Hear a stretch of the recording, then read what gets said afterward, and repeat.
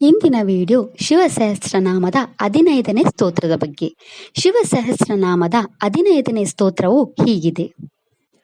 ದೀರ್ಘಶ್ಚ ಹರಿಕೇಶಶ್ಚ ಸುತೀರ್ಥ ಕೃಷ್ಣ ಏವ ಚ ಸೃಗಲಾರೂಪ ಸಿದ್ಧಾರ್ಥೋ ಮುಂಡಃ ಸರ್ವಶುಭಂಕರಃ.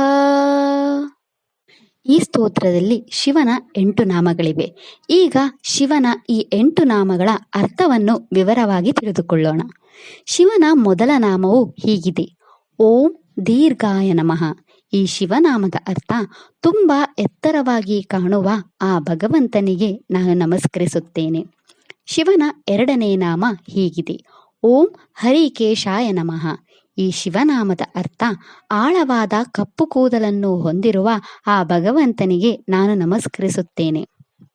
ಶಿವನ 3ನೇ ನಾಮವು ಹೀಗಿದೆ. ಓಂ ಸುತೀರ್ಥಾಯ ನಮಃ. ಈ ಶಿವನಾಮದ ಅರ್ಥ ಮಹಾನ್ ಗುರುವಿನ ರೂಪದಲ್ಲಿರುವ ಆ ಭಗವಂತನಿಗೆ ನಾನು ನಮಸ್ಕರಿಸುತ್ತೇನೆ. ಶಿವನ 4ನೇ ನಾಮ ಓಂ ಕೃಷ್ಣಾಯ ನಮಃ. ಈ ಶಿವನಾಮದ ಅರ್ಥ ಸದಾ ಸಂತೋಷ ಮತ್ತು ಆಕರ್ಷಕವಾಗಿರುವ ಆ ಭಗವಂತನಿಗೆ ನಾನು ನಮಸ್ಕರಿಸುತ್ತೇನೆ. ಶಿವನ 5ನೇ ನಾಮ ಹೀಗಿದೆ. ಓಂ ಶೃಗಲ ರೂಪಾಯ ನಮಃ.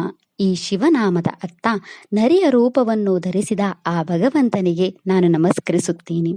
ಶಿವನ 6ನೇ ನಾಮ ಹೀಗಿದೆ. ಓಂ ಸಿದ್ಧಾರ್ಥಾಯ ನಮಃ. ಈ ಶಿವನಾಮದ ಅರ್ಥ ಅತೀಂದ್ರಿಯ ಶಕ್ತಿಗಳಲ್ಲಿ ಶ್ರೇಷ್ಠನಾದ ಆ ಭಗವಂತನಿಗೆ ನಾನು ನಮಸ್ಕರಿಸುತ್ತೇನೆ.